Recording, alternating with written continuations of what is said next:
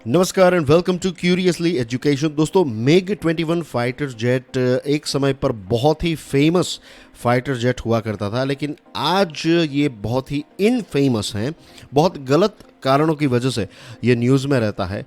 तो इस fighter jet के बारे में आपको सारी इंपॉर्टेंट डिटेल्स जो है वो पता होनी चाहिए। तो आज की हमारी इस डिस्कशन में हम यही करने वाले हैं।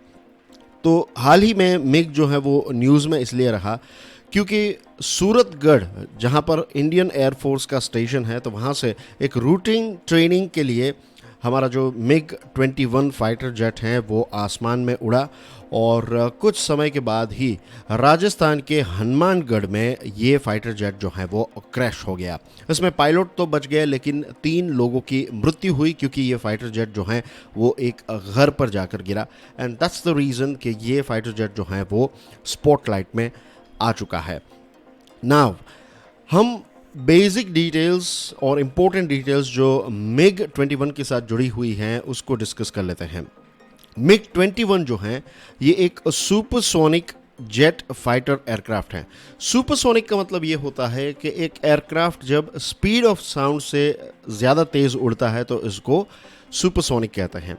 तो स्पीड ऑफ साउंड है 1236 किलोमीटर पर आवर, और इससे ज़्यादा की स्पीड में जब एक एयरक्राफ्ट उड़ता है तो इसको सुपरसोनिक कहते हैं। ये आंकड़ा जो है वो आपको पता होना चाहिए और आपको याद भी रखना है। रही बात मिग के डेवलपमेंट की, तो इसको बनाया सोवियत यूनियन ने। जो ऑर्गेनाइजेशन है उसका नाम है मिकोयान गुरिविच डिज़ाइन ब्यूरो, ये उसका लोगो है। 1959 में ये फाइटर जेट जो है वो सर्विस में आ गया, यानी कि उस समय की जो सोवियत यूनियन की सरकार है उन्होंने अपनी एयरफोर्स में इसको इंट्रोड्यूस किया। और इसका मेन लक्ष्य ये था कि जो पुराने मिग 19 हैं उसको ये मिग 21 रिप्लेस करें।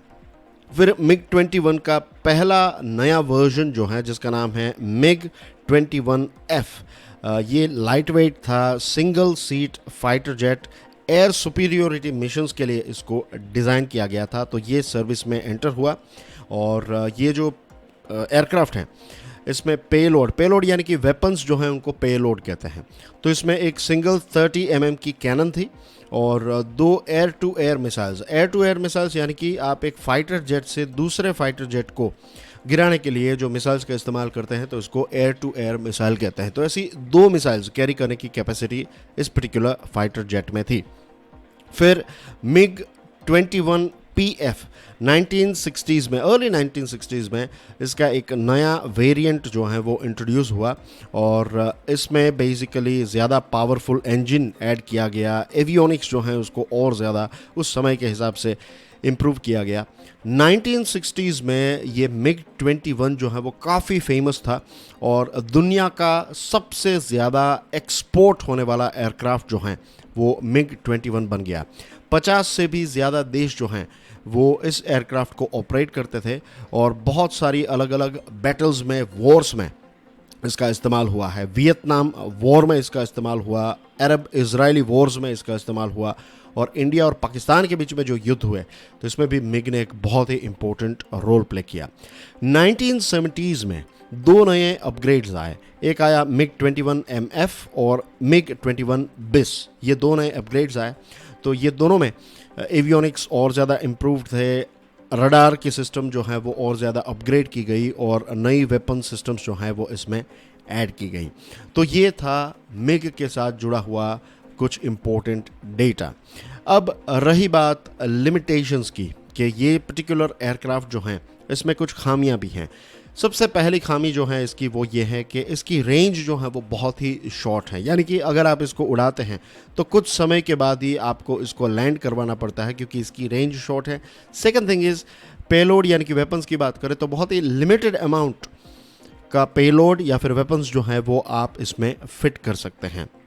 फिर धीरे धीरे नए फाइटर जेट्स जो हैं वो 1990s और 2000s में आने लगे। तो इसकी वजह से बहुत सारी एयर फोर्सेस ने अपने मिग्स या फिर मिग 21 को रिप्लेस करते हुए नए फाइटर जेट्स को इंडक्ट किया। राइट, मिग 29 आ गया, सुखोई 27, JF-17, इस प्रकार के नए फाइटर जेट्स जो हैं इनका इस्तेमाल होने लगा। तो इसके मुकाबले देखा जाए तो ये बहुत ही लिमिटेशन वाला एयरक्राफ्ट बन गया। रही बात हमारे देश भारत और हमारी इंडियन एयरफोर्स की, तो इंडियन एयरफोर्स जो हैं उनके पास एक वक्त पर 870 जितने मिग 21 थे, यानी कि इतने सारे मिग्स जो हैं वो हमने सोवियत यूनियन या फिर रशिया से खरीदे। आज हमारे पास कुछ 50 जितने मिग 21 एयरक्राफ्ट हैं और हमारे पास 3 मिग 21 की स्क्वाड्रन हैं। ये मिग जो है वो हम रिप्लेस इसलिए करना चाहते हैं क्योंकि अब ये बहुत ही पुराना एयरक्राफ्ट हो चुका है। आप कह सकते हैं कि इसकी जो ऑपरेशनल लाइफ स्पैन है उसके अंत तक ये पहुंच गया है। तो दिस इज़ नंबर 1 रीज़न कि हम इसको रिप्लेस करना चाहते हैं। दूसरी जो बड़ी बात है वो ये है कि इसका जो मेंटेनेंस है ये बहुत ही कॉस्टली है और स्पेयर पार्ट्स की बहुत ज़्यादा कमी रहती है। तो इस चीज़ की वजह से इंडियन एयरफोर्स को मिग 21 जो है एक हेडेक की तरह लगने लगा है। इसी के साथ साथ इसकी कैपेबिलिटीज़ की बात करें तो नए फाइटर एयरक्राफ्ट के मुकाबले कॉम्बैट कैपेबिलिटीज़ जो है वो काफ़ी लिमिटेड हैं इसकी, एज वी नो कि ये आउट ऑफ डेट हो चुका है। इसी के साथ साथ लिमिटेड रेंज है जो आप जानते हैं, पेलोड जो है वो भी बहुत ही लिमिटेड ले जा सकते हैं। एवियोनिक्स और वेपन सिस्टम्स जो हैं ये भी काफ़ी आउटडेटेड हो चुकी हैं। That's why we want to replace it. इसी के साथ साथ अगर मॉडर्न एयर कॉम्बैट की बात करें तो जो एडवांस्ड फाइटर जेट्स हैं उनके मुकाबले ये बहुत ही पीछे रह जाता है। और अगर कोई डॉग फाइट होती हैं, राइट, जब 2 फाइटर जेट के बीच में हवा में फाइट होती है तो इसको डॉग फाइट कहते हैं। तो इस डॉग फाइट में अगर हमारे पायलट के पास मिग 21 है तो एक बहुत बड़ा डिसएडवांटेज हो जाएगा compare to new generation fighter jet. इसके साथ साथ मॉडर्नाइजेशन की बात करें तो आज का जो वेपन सिस्टम है वो काफ़ी मॉडर्न हो चुका है, मॉडर्न वॉरफेयर का ज़माना है, तो इसमें भी ये बहुत ही पीछे रह जाता है।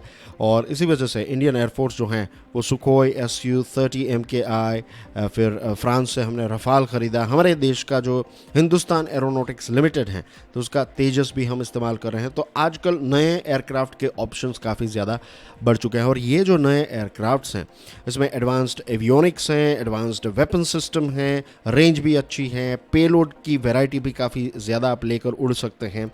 फिर मिग का सेफ्टी को लेकर भी ट्रैक रिकॉर्ड अच्छा नहीं रहा है। पिछले कई सालों में बहुत सारे एक्सीडेंट्स हुए हैं और सेफ्टी की बात करें तो फाइटर जेट से भी ज़्यादा इम्पोर्टेंट अगर कोई चीज़ है तो that is our pilots, right. तो हम बहुत सारे पायलट्स गवा चुके हैं because of this MiG 21 aircraft और इसको फ्लाइंग कॉफिन भी कहते हैं। यू कैन से कि उड़ती हुई कबर भी है ये, क्योंकि इसकी इजेक्शन की जो सिस्टम है वो भी इतनी कोई ख़ास अच्छी नहीं है। तो सेफ्टी की बात करें तो pilots are important of course, और उसके बाद हमारे रिसोर्स की बात करें तो एयरक्राफ्ट जो है वो करोड़ों रुपए का आता है। तो जब भी क्रैश होता है तो हमारे देश को डायरेक्टली करोड़ों रुपए का नुकसान होता है। 1960s से लेकर आज तक, राइट, मिग के 400 जितने एक्सीडेंट्स हो चुके हैं, which is a very big amount of course. और अब आने वाले 3 सालों के अंदर हम सारे के सारे मिग 21 जो हैं उनको फेज़ आउट करने वाले हैं, उनको नए एयरक्राफ्ट से हम रिप्लेस करने वाले हैं। इंडियन एयरफोर्स का जो मॉडर्नाइजेशन ड्राइव है इसका प्लान ऑलरेडी ट्रैक पर चल रहा है, राइट। पूरी कोशिश की जा रही है कि जल्द से जल्द हम ये आउटडेटेड एयरक्राफ्ट को फेज़ आउट करें और नए एयरक्राफ्ट को induct करें। And that's basically everything in today's discussion, dear friends. Thank you very much for watching this video. God bless you all. Jai Hind.